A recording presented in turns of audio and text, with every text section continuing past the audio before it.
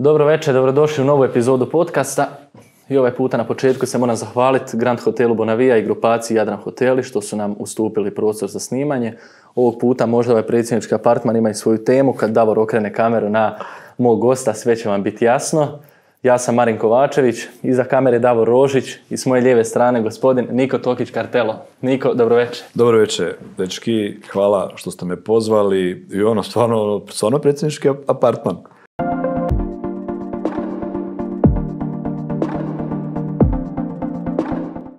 Da, pa kažem, morali smo to omogućiti, predsjednički izbori su bili. Ne to, nego mi smo mogli to staviti pod trošak pantovčaka. Mogli smo im da na R1. Ako nije na R1, ne priznaje se. Da. Niko, sretno si doputovao. Jesam, evo, stvarno, bila je kiša, doduše imam sad za ovakve situacije i vozača. Vozi me moj brat, naime, buraz moj. Znaš kad je, ne znam, sjećate iz izborne noći, kad on rekao, ja sam pobjednik ove kampanje. I sad on svi šta će reći. Pa meni je brat kupio auto. I to ima jedna anegdota. Mi smo krenuli u 10. mjesecu i iznajmio sam Mercedesa, jednog kombija, lijepi, bio je sve sa full opremu i nas 6 uvijek išlo i tako. I on je vozio, ne. I ja ga pitam cijeli buraz, kakav je Mercedes? A ramenima, odmah me kupio s tim. Veli, buraz, a nisam ja nikad bolje auto ni vozio. I meni je to tako bilo, mi ga žao, odmah emocije umiju, znaš da sam emotivan, proradile, ma sad će njega iznenaditi i kupimo za Badnjak Kiju, novu sportaž i imali smo nekako putovanje taj dan, znam da sam doslovce pred Božić je dobio ključeve, čak ima i registracija s njegovim inicijalima i njegovo godište i on se rasplakao isto, kada nemoj ti mene zetaš, ja nije ovo, iako je, brate, evo, vozi, zaslužio si, kupujem svašta ljudima i kroz tih 30 godina biznisa, toliko sam se nadijelio svega i svačega, a rekao, bratu, dobro, pomažem i obitelji, ali auto mu nisam kupio nikad, bilo nekih možda dodataka za njegov auto koje on kupovao, ali ovo je bilo baš od srca, rekao, uraz, zaslužio si i sretno ti bilo u tvojim kilometrima. Eto, tako da on to izjavio. Više apolitični u ovom podcastu, ali ne možemo danas preskočiti neku temu koja se tu veže. Kad sam već spomenuo te emocije, znamo po čemu je tvoja kampanja postala najprepoznatljivija po onome mama uspio sam. I čitao sam sad neke komentare kako sam još malo istraživao prije ovog podcasta i vraćao se do tih nekih starih članaka gdje je neko napisao da je to iscenirano, malo bilo to. Da li je bilo išta ili je to bilo spontana reakcija? Ma kako će biti iscenirano, nego zamisli od tisuće, ali i baš stotine tisuća komentara, da ne bude jedan takav. Pa mislim, to bi bilo čudno da neko ne napiše i da ne dobije na taj način pažnju. Pa i sad, kad sad radimo ovo, o tome ćemo poslije pričati, super neku objavu sa nekim mladim poduzetnikom i neko zakajla, kako se kaže, i napiše neku glupost, samo da bi onda shvatiš da su to trolovi ili nemam pojma. Ja uđem čak i s nekima u raspravu, onda mislim šta mi to treba, ali nisam mogao tad sve to pročitati, niti sam bio uopće u tom vremenu, imao vremena za pregledavati sve društvene mreže. Ne može to biti scenirano, kako ćeš to scenirati, mislim, po kom to lud napravio na kraju.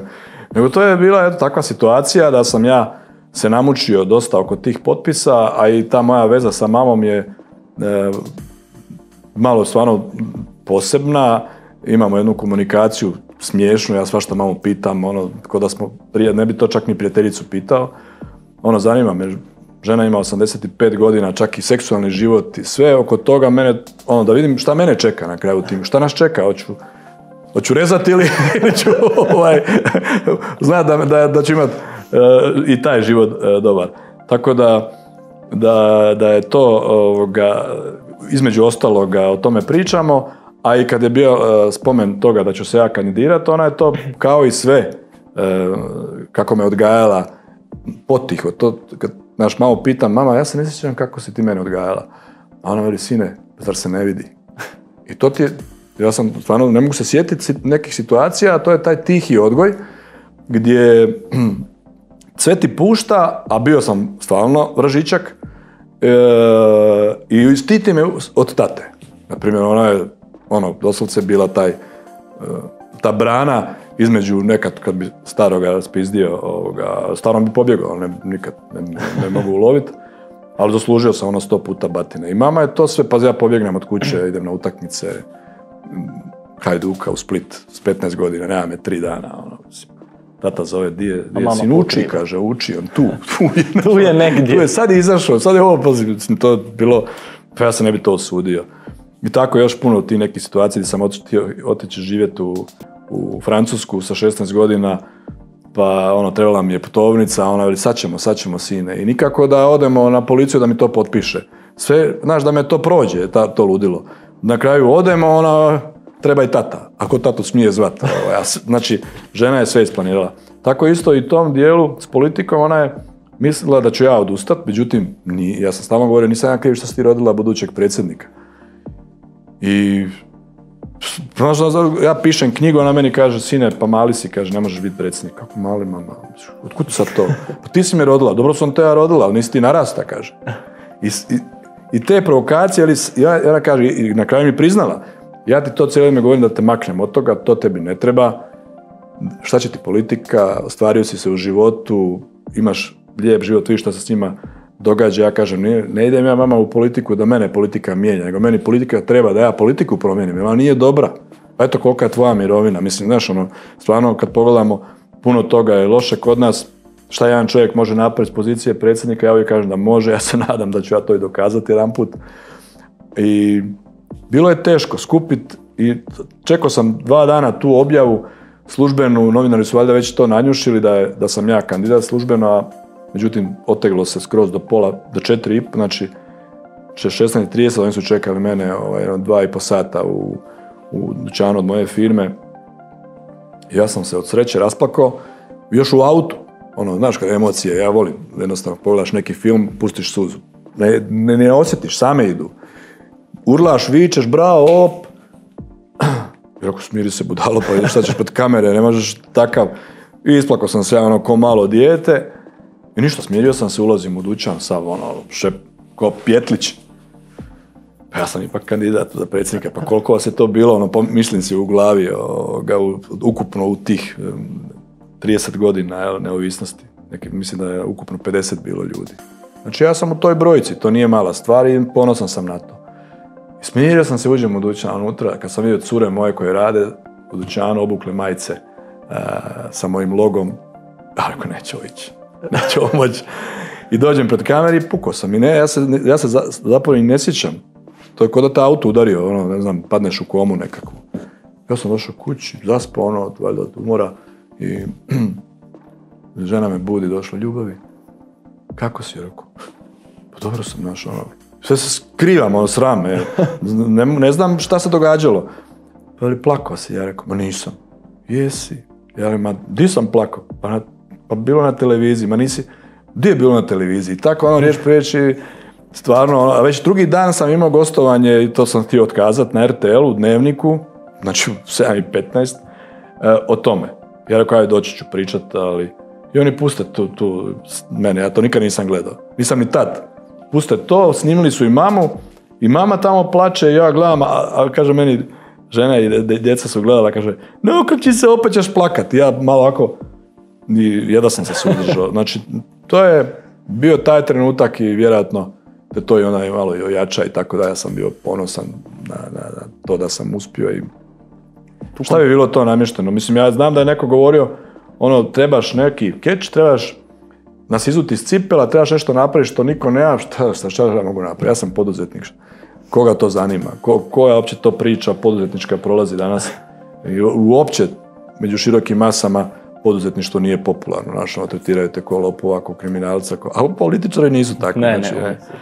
Ali dobro, ja sam nadam da ću i to promijeniti. To je zapravo moj neki cilj, ljude općenito promijeniti razmišljanja ljudi da politika nije baš kurva sad i bauk nekakav, ali da postoje ljudi koji to mogu promijeniti iznutra. Jer politika kao takva, kad pogledaš svugdje u svijetu, svako će reći, pa nemaš više šta, sve postoji, mislim, svi smjerovi, lijevo, desno, centar, ja kažem, u zezanci imaš samo lijevi, desni džep, ali nije istina. Ne radi se to o nekom smjeru i nekoj ideologiji i svjetonazoru.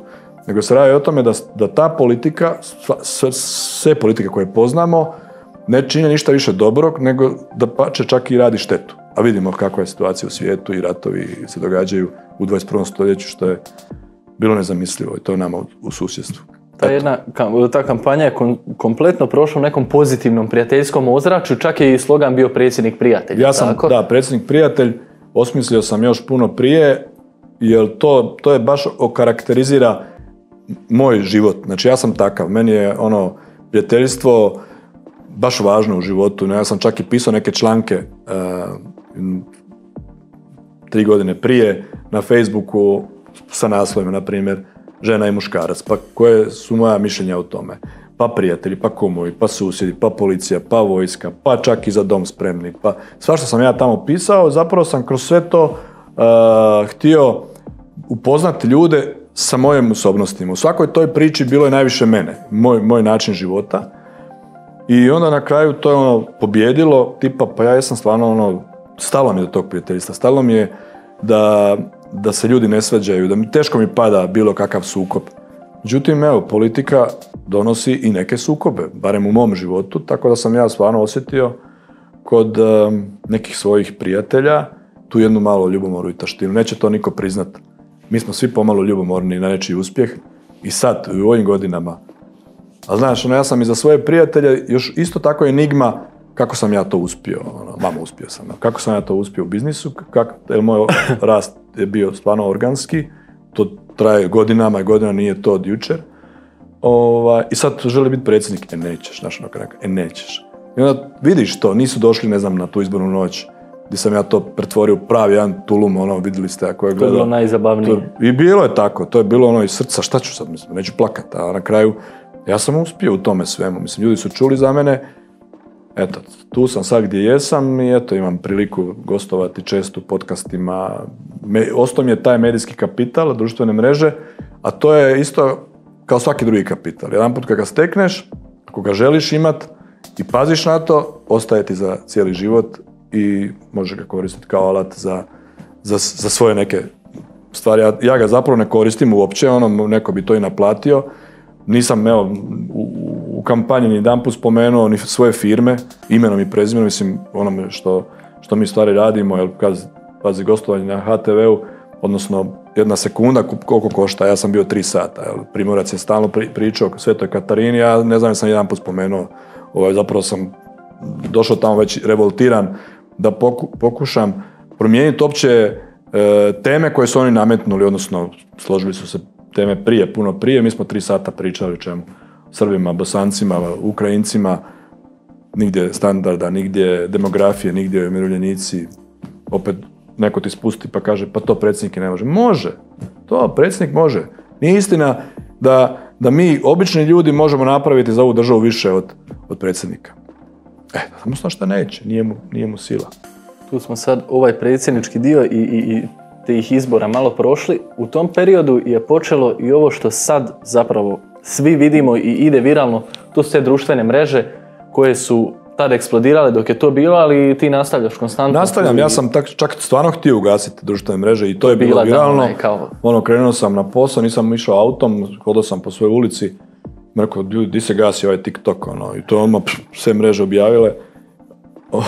Ja ga stvarno nisam znao ugasiti, ja sam tad bio odlučan da to makne. Međutim, dodaš poruke ljudi koji te poznaju, zovu te na telefon i zašto bi ti to gasio? Rekao, šta ću s tim? To sad podsjećanje na nešto što nisam uspio, jel? Pa kaže, jesi? Rekao, pa šta? I tako, rekao, ajde, mislim da sam na tjedan dana to zamrznuo i doslovce je bila potraga di sam nesto. Rekao, idem se vratiti. A šta bi sad ja radio na tim društvenim mrežama? I onda je spontano ta išla druga moja objava, dragi moji mladi prijatelji, ako želite promijeniti život, želite bolje sebi, svoje obitelji, sad ne mogu sjetiti, sad sam taj tren govorio, ali uglavnom poduzetnička priča, javite mi se sa idejama, s projektima, pomoći ću vam da budete uspješni ljudi, ali ono što je još važnije od toga, učit ću vas biti uspješan, jer kako kaže, kroz život te uče kako uspjeti, šta trebaš se školovati, šta trebaš raditi, ali niko te ne uči kako upravljati uspješnim životom. Recimo, ja sam i to prerastao, tako kažem, i savladao sva ta gradiva, sad sa velikim poslovima i velikim firmama sam i dalje čvrst na zemlji, nisam se promijenio osim imena. To sad u šali kažem, nije to ništa ne znači za moje prijatelje. Dakle, to je teže postići, ostati normalan, nego ostvariti nekakve poslovne rezultate. I to se onda isto počelo širiti mrežama, počeli su se ljudi javljati, i rekao, slati mi e-mailove, i rekao, vidim ja, 10 godina ja ne radim gotovo ništa ozbiljno u firmi. Radim razvoj, bavim se motivacijom, ali firme mi, to su tradicionalni poslovi, krovovi, namještaj, nema tu nekakvih inovativnih rješenja koja mogu ubrzati neke naše procese, protiv kojih se ja zapravo i borim, jer ljude izluđivati sa više, a nema potrebe. Za šta? Za nečiji gušt ili džep, nema potrebe. Ja smisao u bogaćenju više ne vidim. Odavno. To je moje, nema šta više. Uspio sam u tome i posao radi, dovoljno mi je to što imam, mogu počastiti prijatelje, mogu si platiti kampanju, mogu i sad pomoći financirati neke mlade projekte i to je mi sasvim ok. I ja sam počeo dobivati mailove sa idejama za koje ja nisam znao da postoje uopće. A zanimljive su, a s druge strane gledam da opet ne napravim neku štetu već nekim procesima koji se odvijaju u državi, odnosno gospodarstvo je osjetljivo uvijek po tom pitanju, nažalost nema ni strategije pa možemo o tome pričati. Nešto sam vidio u tome što stvarno treba pogurati i pomoći tim mladim ljudima da naprave taj prvi jedan korak i da bi s tim društvo naše bilo ipak i vrijednije, a na kraju zaustavi bi to iseljavanje, to je poanta. Gdje oni imaju ideju, imaju projekat, a nemaju podršku. Ja tu stojim, ja ne nudim čuda, ali nudim priliku. I počeo sam im svima odgovarati i to se zakotrljalo, ne mogu ja ovo sam, ali svima sam odgovorio. Doslovce svima, znao sam do 2 u noći pisat, a pa dobivaš na Instagram, na Messenger, na TikTok, na e-mailove, pa mi promakne možda neka, ali onda kad sve odradim, kad mi se pojavi neka neodrađena, još ova. I uglavnom, dobio sam onda onda sam počeo putovati, onda bi rekao, ljudi, idem sutra u Slavoniju. Ja sam zapravo kao da sam u kampanji, a nisam, van sam politike. Ili sutra sam u Slavoniji, onda dođu u Vinkovce, dođu u Osijek, dođu u Stari Slatnik, dođu u Čačince, dođu vamo tamo, Virovitica, Orahovica. I to poruke ozbiljno, mene ljudi primaju, ja dolazim u kuću kod neke obitelji, kao da smo obitelj. Nevjerojatno kako se ljudi povezali. I onda ja to slušam i to stvarno ima svega i treba im podrška, naravno. I tako sam dobio onda poruku, dođi u Knin. Sve rekao idem tamo, kad idem u Dalmaciju, moji su blizu Knina, dole selo Vačani kraj Skradina, pa 45 minuta. I mogu napraviti praktički da idem prema Zagrebu pa preko Knina. Ja došao u Knin, kad dođe ovdje ćeš upoznat koji su za tebe glasali, a to je tu se šalim na svoj račun, ja svoje glasače sve znam imenom i prezimenom. Osobno ih poznam, koliko sam ih dobio. I oni se skupilo njih jedno 18, ali to nisu baš ljudi bez veze, ravnatelj jedne škole, druge, ravnatelj Kninske tvrđave, nekoliko tih obrtnika, privatnika, moglo bi se reći nešto što vrijedi u Kninu, I imam simpatije, vidiš što osjetiš. Kaže, meni čovjek jedan koji se bavi inače takvim stvarima, ti bi trebao osnovati udrugu. Šta ću sad s udrugom? Kaže, udruga je ta koja će onda stajati iza tih projekata. Oko udruge će se onda okupljati ljudi. Udruga će moći prikupljati donacije. Ti tako daješ novce, pa ćeš sad preko te udruge dati, pa to ima sve jednu veću težinu. Udruga može aplicirati novce iz EU fondova, može dobivati novce bespovratne za te edukacije što ti onako radiš i troškove putovanja, tribine. Udruga može zapošljavati, udruga može osnovati firmu, udruga može osnovati zadrugu. To je baš, to je meni počelo se vrtiti u glavi, ne treba meni puno da mi neko ubaci. To je onda kompletan jedan proces. Da mi neko ubaci, ja to brzo prihvaćam, brzo odlučujem, brzo rezoniram. To su neke moje vrijednosti i oni će mi u tome pomoći kao. I jedno što je trebalo smisliti ime. Šta misliš kako će se zvati? Kako će se zvati? Mama, uspio sam. To. Dakle, udruga će se zvati Mama, uspio sam, trebao bi dobiti za Uskrsa rješenje. Tako sam sretan, da. I sad vraćam se opet malo u prošlost. Kako sam već obišao poprilično gradova po Hrvatskoj, tih mladih ljudi, kad govorimo mlad, koliko je to mlad, ima tu i do 40 godina ljudi, toliko ima sposobnih, kreativnih, već samostalnih ljudi, koje ja vidim zapravo u toj udruzi da će mi pomagati u ovome što radim. Da bi što više posla napravio, da tako kažem. Ja sam sad uveo i ručak sa mladim poduzetnicima. To vidim po društvenim mrežama. Dakle, zašto? Jer ja svaki dan je mijenjen ručak. Svaki dan, već tako 30 godina. Ručam po restoranima, jel? I to mi preto odgovara mi. Na kraju radim neku društveno korisnu stvar. Taj restoran zarađuje na meni, jel? Osim, eto, čak i nekad i vikendima, ali volim i kuhat, pa onda sam i doma vikendom. I rekao, pa mogu bi ja, kako sam promijenio ishranu zadnje 3 godine, jedem više, a ne debljam se, to je dobro. Ja moram jesti u 12 sati, do 1 ako nešto ne pojedem, ja ću pojesti nekoga, pasit ću nesvijest. I treniram dosta. Rekao, a imam uvijek, ne želim ići sam, i onda ja te prijatelje, već sam im dosadio, stalno me i odbijaju, možda bi rekao i nelagode, uvijek ja manje više plaćam, pa onda im je nelagodno, ali meni nije, ja moram imati društvo, rekao, znaš šta, ja ću sa ovima mladima. I ugodno s korisnim, lijepo jedemo, pričamo o poslu, kao nekad, jer zapravo se prije išlo na te poslovne ručkove, ja to do godinama više ne idem, to je samo na prijateljskoj osnovi. I onda sam ti ja sad odredio da ne pretjeram s tim, ponedjeljak, srijeda, petak je ručak sa mladima. Mi ubacio sam ja i utorak, sad već četvrtak, jer mi to odgovara i sad si nekakve te raspored radim, da sam popunio do prvog tjedna u 5. mjesecu, a onda drugi tjedan u 5. mjesecu idem u London, nema me cijeli tjedan i kad se vratim da čekam da opet krenem. Ali znači nije samo ručak, znači ujutro ja imam isto jedan sastanak negdje oko 11 sati s nekim sat i pol, nemamo limite koji podcasti, što je dobro da te niko ne zaustavlja, 10 odbrojavim, recite šta ste misli reći, govorimo o debati, pa nisam ja trkač, koji to poduzetnik zna tako uopće se razgovarati, koja je to retorika koju ima poduzetnik, ne, a koji ima taj lopov, garantirano. Kad ti god dođe s pričom nekom, prevarit ćete. Ja ne znam tako pričati, mislim, mogu pola sata govoriti bez da udahnem, da me se ne prekida i reći ću lijepe stvari i korisne za... Koliki je postotak toga, znači, tih nekih, recimo, sad već realiziranih nekih projekata, ideja mladih, koliko je tu zapravo dobrih ideja, koliko je tu nekih... Pa to ne možeš znati, to je ovako, znači, pošto jamstva ne postoje za ništa u životu, plan je da mi pomažemo što više i da uspije 10% od toga. Mi možemo reći da smo napravili posao, jel? I ja sam trenutno počeo financirati jedan projekat, 2 sam isto u početku, ali čekam, znači ljudi traže novca, nemaju ni firmu.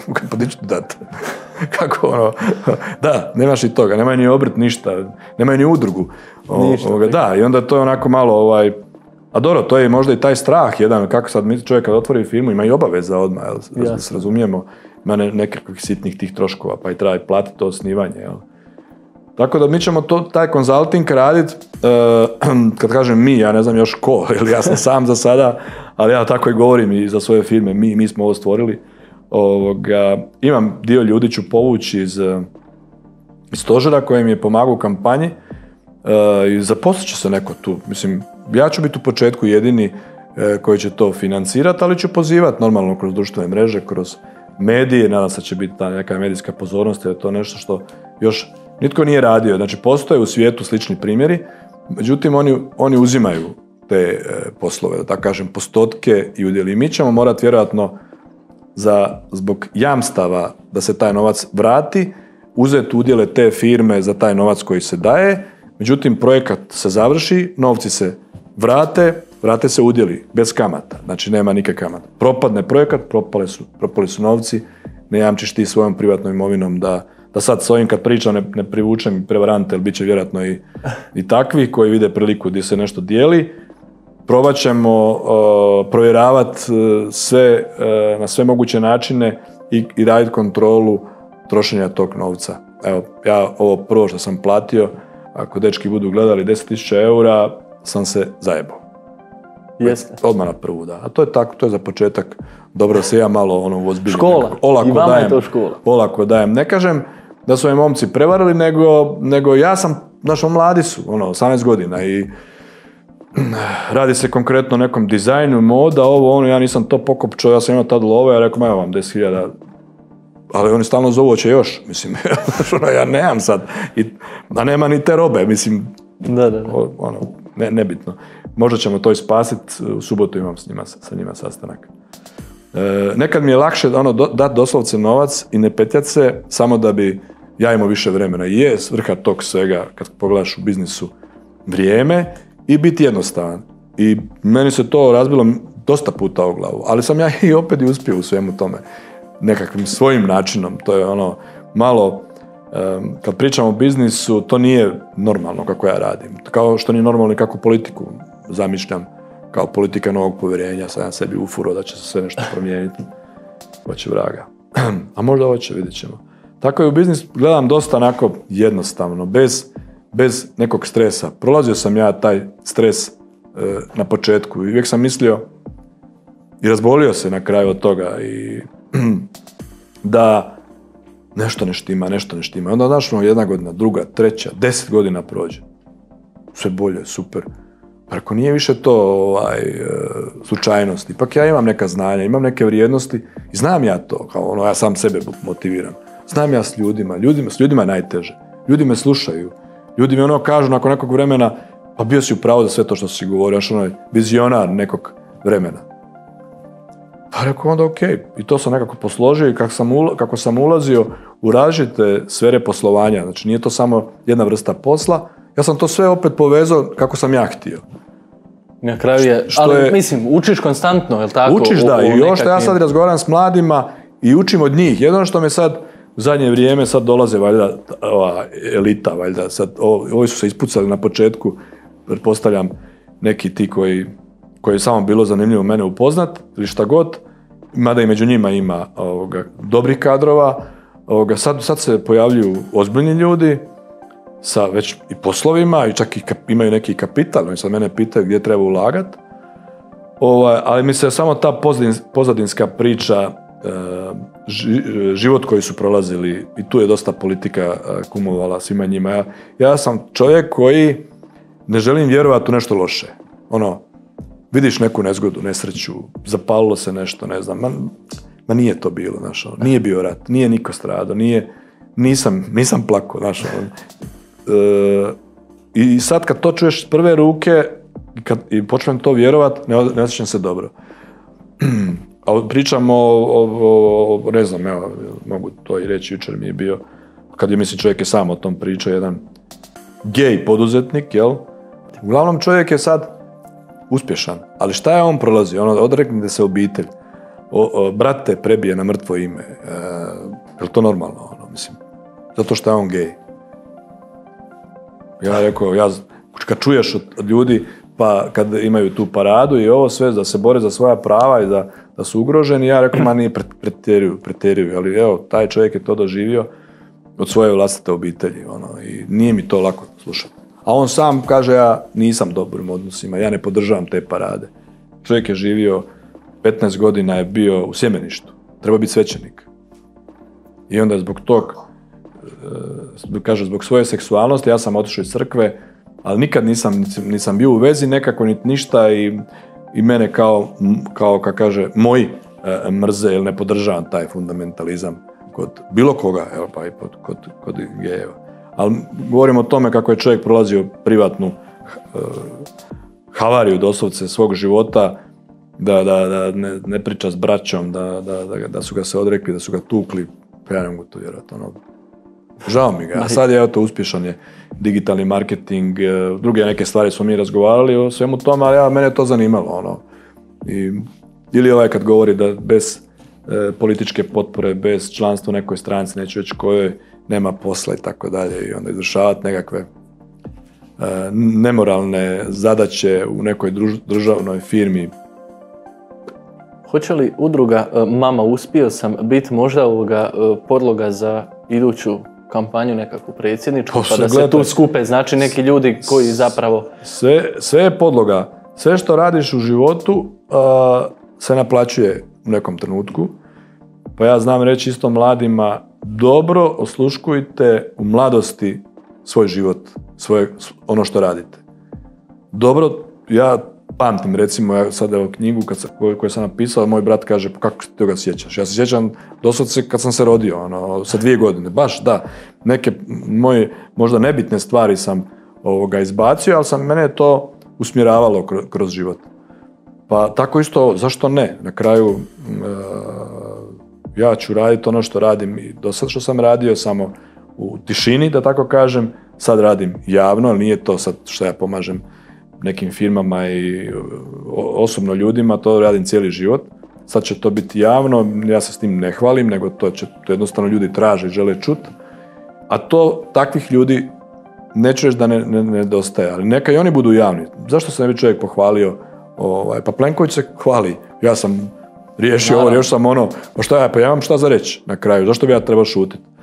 I na kraju, eto, 5 godina, da to sad samo isto kažem, pa da više nismo na politici, mene ne zanima parlament, lokalni izbori, mene isključivo zanima funkcija predsjednika koja je neiskorištena. A Bogom dana je za ovo sve što ja radim. Ako me razumiješ. Predsjednik može otvarati vrata svakome, može dovući investitore, može biti ona jedna moralna vertikala u društvu. Nije moralna vertikala napadati svoje političke neistomišljenike. On to koristi normalno, ali gdje to vodi? Pa šta sad mene zanima ko je koga ispičkarao, ko je kome se narugao, je li to normalno? Šta ima na kraju od toga država naša? Vi, mi svi ovdje. Niko ništa. Meni je to fora, on rekao, neka mu je rekao, ja njemu rekao i dobro, ja sam svašta rekao. Kažem ti, krivo mi je u toj debati, kada je pričao o Dodigu, pa sam trebao pričati o svojim pilama, svojim kantaricama, kako je to savršen stroj, koliko mi napravimo kuhinja u jednom mjestu, pa šta ti pričaš? Pa šta ti pričaš, čovječe? Pa boli me, ona stvar za Dodiga je, kužiš, tako da to treba se promijeniti s temelja, ali to neću ja mijenjati, to ćete vi mladi koji me pratite jednog dana urediti ovu državu prema našim navikama. To je ono što ja želim, da se ova država uredi prema našim navikama. Mi smo specifični po svemu, pa i po tome da imamo neke navike. I ja sam to istraživao unazad 500 godina, kad prvo su bile ekonomije, pa su politike nastale tako što se neko sjetio od nas dvoje, sad pričamo, hajmo nešto izmisliti, da drugi rade za nas i da ne odgovaraju. To je to. Političar nešto bi trebao za tebe odraditi, prima plaću, a zapravo ne napravi ništa. I ne odgovara za ništa. Ni on je izgubio izbora, ali on je ostao u sustavu.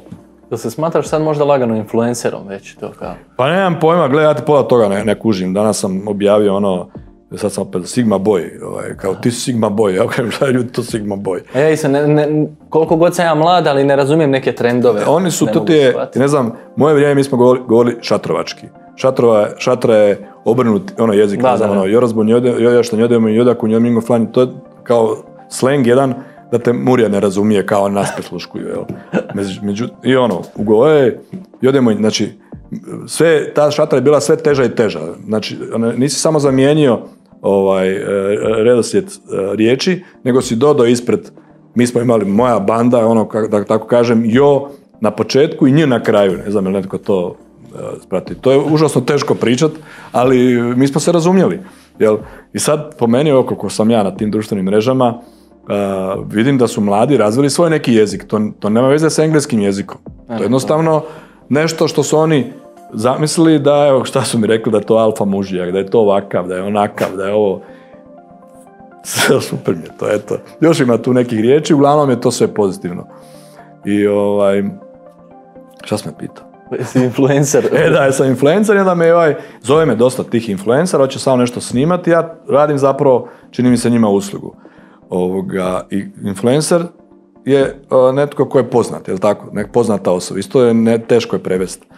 Influencer je kao, hrvatska riječ za influencera je utjecajnik. A utjecajnik, famous je, dobro. To je kao, znaš, kako su izbori ove za nove hrvatske riječi svake godine, pa je onda prije godinu ili dvije influencer postao utjecajnik. Da, i zato influencere angažiraju poznati brendovi, jer mogu utjecati na tvoje razmišljanje da nešto treba. Eto, onda jesam. Ja sam to cijeli život samo... A ne radiš promocije za neke brendove? Pa ne radim, ja radim promociju da evo, danas sam dečka jednoga mladog iz Rijeke promovirao, mali je osmislio romobil na solarno napajanje. 18 godina. Kako nećeš to podržati? Eto. To je jedan od ovih projekata. Da, i onda smo to snimili, da je Renato je tu, eto, treba će mu pomoć. I razgovarali smo još o nekim drugim stvarima, ali to je zanimljivo, ne samo taj 18 godina, ja dobivam pisma od djece od 14-15 godina, kad bi imali vrijeme da to sad čitamo, i šta ja njima pišem, šta ja njima odgovaram. Ne da sam ja njima otac, ja sam njihov neki taj Sigma boy, kako oni zovu, i gdje utječem na njihovo raspoloženje, dođe nam u školu, ne znam, ili kakav je napisao. A to je Pernarova bila ova fora, dolazak u škole. A nije Pernar, to. Pazi, oni traže, dođi, kaže, nazovi, pošaljite video za profesoricu Ingu iz psihologije, da je zamolite da ne pišemo danas test, jer nismo učili. I ona je vaš obožavatelj i pričala je o vama, o vašoj kampanji i tako. I sad eto to. Ja kažem, slušaj, cura, ne znam ko mi piše, ja kažem, daj mi recite reci mi koja je to škola, doći ću ja u školu, ako je ona moj simpatizer, neću ja nju pitat, daj nemoj, nego dok ja nju zaskočim u hodniku, ona će reći, proće 15 minuta, ne može test pisat. A to ćemo odraditi. A joj, koliko ste se sad raspisali, kaže meni mala ta, veli, mogli ste već taj video snimiti. Pa rekao, šta ti ćeš mene sad učiti šta ću ja? Rekao, aj bok. I drugi dan dobila sam 1. Meni žao. A zato moraš učiti. I tako je, nazovite ravnatelja da nas pusti, kaže, štrajkaju nastavnici, učitelji štrajkaju, pa da nas pusti na kavu, zašto bi morali sjediti u učionici? Ja kažem, kako su to vremena došla u moje vrijeme, mi smo bježali iz škole, a sad bježe učitelji i nastavnici. A to je tako, svake godine neki štrajk, to je sad postalo valjda moderno. Pa kaže, mi smo bježali, ja sam markirao, bježao sam, to je bilo fora. A sad učitelji bježe, eto, znači loša su vremena. Vidim po TikToku uvijek često Nikol može čestitati rođendan ovome, onom. Da, znači svaki dan, valjda 10 rođendana čestitam, šaljem, više ne objavljujem te čestitke na Instagramu, onda me ubiju. Na Instagramu, na TikToku. Onda to ima puno i daj meni, to je nemoguće sve. Onda ja rekao, ok, šaljite mi poruke, ja snimim video i pošaljem di mogu, ne mogu poslati na TikTok takvu video poruku, da ne bude vidljiva, nego na Instagram, pa nek se sami to objavljuju. I mamama, i ovima, i onima. Onda ima jedna anegdota, bile su Margarita i Margareta, valjda, tako nešto. Ili Magda, nešto, slična imena. Jedna ima 18 godina, druga 50. Ja sam krivo je poslao. Ovo je što ima 50. Njoj sam poslao sretan ti 18. rođendan. Sad kad si ušla u tineđerske godine, mislim, lijepa je bila priča i svi hvala, obično šaljem nekom drugom. Ti naručiš, tebi pošaljem, onda ovaj se hvali. Evo, da se čestitko, oni to valjda puštaju na televiziji. Ja sam skužio dan prije, sjeća da sam dan prije poslao, pa sam to rekao, daj, poslaću novu. Ma ne treba, pa mora, pa nemate vi 18 godina, ta žena. Ili nekog klinca sam pozdravio, mali živi u Švicarskoj i sad snimaju reakciju malo kad vidio mene preko mobitela na televiziji. Mali se bezumio. Ja ne znam šta sam ja u toj djeci probudio, ali nisu to, znači to su baš doslovce djeca. Dođem u Slavoniju, sajam nekakav bio dole, Kirvaj, ko da je valjda Justin Bieber se pojavio, trče, znam, niko, jako. Ja sam denovno po ulici, mama, uspio sam i to kao. Pa pa ništa, pa ja nemam s tim problem, gledaj, to više, i to ruganje je meni simpatično, pazi, evo to ću reći isto. Meni su se rugali kad sam bio mali, mali si, ružan si, prištav si, ništa ne znaš, ja sam stalno nešto pitao i propitivao, a to zapravo sam učio, jel? I ja kad pogledam sad to svoje društvo, ja sam ipak uspio, mama uspio sam, mogu to slobodno reći tako. Ali ja i dalje pitam, i dalje ti ljudi rade neki sad iza mene, i dalje sam ja njima nekada možda predmet sprnje, pa znaš, mislim, ljudi se vole zezati na nečiji račun. To je važno, ti to možeš prihvatiti. Ja sam čuo, sad to mi je žao na kraju ako je tako, i da se to može promijeniti kod mladih, bez obzira što ti mladi svašta su u stanju reći, a i ne znaju možda neka šta govore, da su neko povrijedili, kad njih povrijediš, oni se jako uvrijede. Da, ne znaju primiti ovu kritiku. Ne mogu primiti uopće. Ali gledam isto po TikToku, imaš ti dečki, mladi, to su ono bolesnici koji rade za te giftove sad na tim live-ovima, svašta, gluposti. To ja ne razumijem. Nebitno. Znači, ja sam dosta ljudi blokirao, baš zato što, bilo je prostih, normalno, to odmah blokiram, tu nema opće rasprave, jer nema smisla, mislim, to je ovo. I neke sam i odblokirao, dobio sam poruke kao nemoj, nije on, ništa, ne znam šta znači mrtvog uz, šta znači šta bi ja rekao, možda zašto bi to stajalo na mom profilu, pa imam pravo upravljati svojim profilom, može biti... imati čovjek, ja ga pratim, izlazim i stalno, nisam ga blokirao i malo kako listam po TikTokom izađe, ne znam. On ti kaže, sad uđite u live, imamo najjači kontent ikad. Sjedi ovako kraj žarulje, pošaljite mi 50 coinsa, ja odvrnem žarulju. Pošaljete 30, ja ju vratim nazad. Drugi dan, o čemu? Ja to ne razumijem. A on kao live je, znači ide uživo i sad imaš te giftove, ljudi to plaćaju da njemu šalju. Plaćaju? Znači imaš sad lava koji je, znači lav je kao na tom live-u nešta, on mene koji to kupujem da bi tebi poslo, mene košta 500 eura, ti od toga dobivaš 250, TikTok uzme pola, ti dobivaš 250. Ali to ima, lav ima taj neki, kako se zove, univerzum, on je 800 eura. I to ti sad ljudi sjede i to ti znači 45.000 tih coinsa, to nosi 45.000 bodova, ja i ti igramo meč jedan protiv drugoga, kao live. I sad ko će kome više novaca poslat, nama, ti naši pratitelji, i sad on je retardiran, kad moram tako reći, glup, i on sjedi, znači odvrće i zavrće žarulju za te novce, ali njemu ljudi nenormalno šalju te novce. Čekaj, fizički mu šalju novce? Znači ti sad, mislim, možemo otvoriti TikTok, bilo koji live, i sjedi, znači, ja snimam sa svojim mobitelom sebe doma. Sad? Može, evo, TikTok, bilo koji live uđi tamo. Bilo koji ili moj? Bilo koji live, znači da pogledaš kako to funkcionira. Ajde, ti ne znam. Znači... I nemam ni naočare sad. Evo Ciganović. Evo live, neko je live. Samo da imam na koji meč, ovo su sve neki samostalni. Čekaj samo. To je sve live? Ovo sve ljudi live idu, sad uživo. Dobro. Ali gdje su, kod tebe nema ovih baš. Kojih? Ovi što igraju jedni protiv drugih. A, to su neke igrice? To mene zove, ja to ne znam. Vidiš, to ti, mislim, ljudi masno zarađuju preko toga. Dobro, ali kako? Kako se to uplaćuje? Evo recimo, to ti ovako izgleda. Znači, njih dvoje igraju i sad ova mačkica ti košta 80 eura. Oni to njemu šalju da on nju pobjedi. A šta igraju? Ništa. Oni pričaju tako i ljudi šalju novce. Stvarno šalju novce? Da, ljudi... Preko svog računa ili preko čega? Evo vidiš, njih dvije ti sad igraju. I ja sam sad u njenom live od ove cure i imaš tu poklone. Mislim, ja to ne igram. I vidiš, sad sve imaš koliko ti coinsi vrijede, jel? Pa to meni piše, daću ti 1.000.000 coinsa. Evo vidi. I znači, 5 coinsa košta 7 centi. Aha. Taj lav je 35.000 coinsa. I onda ti to kupiš i njoj pošalješ da bi ona dobila... A kako kupiš to? Pa karticom platiš. Ma nema mi s tim zamarati. Ne, ali kažem, uglavnom... Znaš šta je o čemu ja razmišljam? Ja bih volio da to skužim, pa da onda to doniram.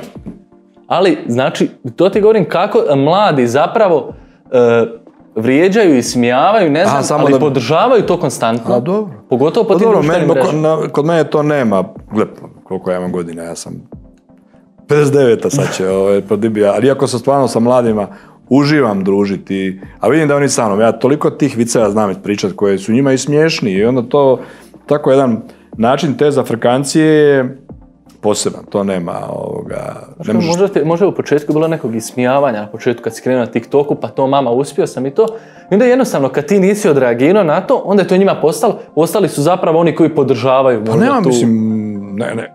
Ako neko sad napiše, pa nisi ugasio TikTok, pravi si političar, lažov, rekao, stari, nisam znao ugasiti, ja sam to htio, ali na kraju sad ne smijem, sad da ugasim, ubio bi me neko, jer sam potreban valjda tim ljudima, eto. Ne, drago mi je da je pozitivno sve to što radim i da se to primilo kod mladih i da mogu utjecati na njihov taj virtualni život koji je... Mislim da drugačije danas se ne može doprijeti do mladih zapravo nego na taj način. Ne može, da, to sam ja osjetio da na mlade teško koji ima utjecaj, oni nemaju uzore i kad meni dolaze tako na razgovor, osjetim tu neku privrženost i da me slušaju. Znači, kad ja kažem želim od tebe napraviti financijski neovisnu i društveno korisnu osobu. Ali da stvaraš obitelj. Znaš, ali jel pratiš slušaj, i da stvaraš obitelj. Obitelj? Kaže, pa mi smo još djeca, kako ćemo mi praviti? Neka djeca prave djecu, znaš, mislim, djeca, punoljetni su. To mi je zapravo bitno, da te osobe kojima ću pomoć, da imaju podsvijesti da ipak trebaju raditi na stvaranju obitelji. Da je obitelj jedina koja je pravi motivator u svemu, i u lošem i u dobrom. To je nešto što ti treba, što te gura naprijed. Ako ti želiš živjeti samostalno, ja nemam... Imaš i po YouTube-u i po svim tim društvenim mrežama sad ovi, znaš, life coach kao. Ti si jedan možda pozitivan primjer life coacha. To sam čuo da je... Znaš ono kao, pusti, zašto ideš na fakultet, samo budale idu, vidi, ja sam u Dubaju, zarađujem milione, javi mi se, u 3 dana ću od tebe napraviti milijunaša. Ja sam imao predavanje na ekonomskom fakultetu, to sam se isto iznenadio kad su me pozvali, ja nisam završio faks, nisam ga ni počeo, pa nisam ni mogao završiti, ali znam u svemu pomalo. Znači, 3. godina menadžmenta, to su već koliko mogu biti, to je 2 godine stari ljudi, bilo je jedno 100-tinjak, ja mislim. Ja sam pitao tu profesoricu šta ću ja pričat, mislim ja profesor, veli, pa njih zanima ovo iz prve ruke zapravo, kako ste vi to uspjeli, vaš način poslovanja, vaš život. I ja sam malo sam se pripremao, tako sam zapravo i počeo pisati knjigu, to je manje više u toj knjizi sve. I njih stvarno to zanima. Ja sam osjetio tu već tada, to nije bilo, znači, puno prije kampanje za predsjednika. I hoću reći to da sam, kad sam govorio o sebi, kako sam jedva završio i srednju školu i imam u šali znam reći da sam doktorirao u srednjoj školi jer sam je išao duže više nego ovi drugi ostali. Ne da me nije zanimala, nego sam ja već radio, ja sam imao već posao i nisam vidio smisla u tome da se školujem. Smjer je bio bez veze i ne bi nikad sad rekao sa svoje pozicije nemoj se školovati. I kad sam dobio recenzije na taj moj nastup tamo na predavanju, sve su bile doslovce vrhunsko, anonimne su bile i svi su dobro govorili o tome, ali jedan je napisano, pa šta mi uopće idemo na faks. Čovjek je uspio milijone zaraditi, a jedva je završio srednju. I onda sam ja tu odgovarao, rekao, trebate se školovati. To je nešto što ti nitko ne može oduzeti. Evo ima jedan primjer iz ove priče s mladima. Znači čovjek studira brodogradnju, eto nije tu iz Rijeke, nego iz Splita je, strojarstvo i brodogradnju. Ja znam, to je moje iskustvo, jer ja imam takve inženjere sad u firmi, da je to jedno od najbolje plaćenih zanimanja, pogotovo ovi koji su završili u Beču, ali okej, ne mogu svi ići u Beč, taj ekonomski smjer. Jer imati osjećaj za vrijednost i biti inženjer nečega, pogotovo brodogradnje i strojarstva, nešto najplaćeniji, to su najvrijedniji menadžeri, najbolji menadžeri u svim kompanijama. Ja sam lijepo se potrudio napisam to. Šta je napisao meni? Ja zarađujem već sad između 2 i 4 tisuće eura, a studiram. Da li je vaš savjet da ja prekinem studij, da imam onda više vremena da više zarađujem? Ne, pa mladci, šta, pusti to, nisi siguran u taj posao. A ovo kad završiš, i onda sam mu to objasnio na mom primjeru, šta može od njega biti, pošto on već, znači on ima osjećaj za vrijednost. Moji inženjeri neki nemaju. Jednostavno ne, on radi to što crta, što piše, ali on ne zna, 100.000 eura, s njemu to isto. U razgovoru sa mladima, tako... I tako mu pomognem, razumiješ, to je taj jedan savjet, završi školovanje, a ovaj govori kontra. Taj live coach, šta traje, ujutro to govori, to sam čuo, ima nešto. Kako? Taj coach, trener, šta je? Ti life coachevi, da, kao coachevi koji... Za 3 dana ćeš postati milijunaš ako mene... pa to, nemoj ići. Nije to, gledaj, ja sam izuzetak i malo je ljudi, dobro, na kraju kad se pokaže, najuspješniji ljudi su najneobrazovaniji, ali to je valjda tako poduzetništvo mora biti. Ja zaista nisam imao vremena ići u školu kad sam radio. Meni je danas... Ali ja sam nešto istvorio, to je ona razlika. Ali meni trebaju školovane ljudi. U mojoj firmi, iako i to ne gledam, kad mi dođe čovjek, CV, ja rekao, šta hoćeš raditi? Evo, radi, daću ti priliku i daj sve od sebe. Pa puno ljudi stvarno znaju napraviti posao, a da ne znaju se izraziti. Cilj današnjeg podcasta mi je bio baš ova tema, malo da obradimo kako se to s mladima i o tom poduzetništvu, malo i da to... Kad radiš s mladima sad to po novome, da li smatraš i vidiš, živimo u tom nekom ubrzanom vremenu? Bila su mi 2 konobara. Ili jesu? Jesu. Kako su pametni? Oni su, pa iznenadio sam se, pazi, ja sam konobario kad sam bio, to je valjda je svako morao proći kroz konobarenje. Jer, neko se uspio izvući, neko nije. Meni, ja kažem da sam kao konobar završio sve fakultete. Zašto? Jer kad pogledaš, ko ti dolazi? Gosti su svih mogućih profili ljudi, jel tako? Da. Svih mogućih obrazovanja, svih spolova, boje kože. Svako nosi sa sobom neku tu priču. A kako sam ja dosta ovako pristupačan i sklapam prijateljstva, lako, mene je to zanimalo, mene je sve zanimalo. Dođe policajac, pričam s policajcem o tom svemu šta on radi. Onda s njegovim šefom, inspektorom, pa onda pravnik, pa ono, mene stvarno to sve zanimalo. Ja sam se zapravo tražio svemu tome. I onda na kraju ne pripadaš nigdje. A šta onda možeš biti poduzetnik? Sva si znanja pokupio. Pa da, nisam ja pokupio, nisam nešto pamtljiv, ne mogu to pamtiti, ali mislim da bi najmanje dao kao pravnik.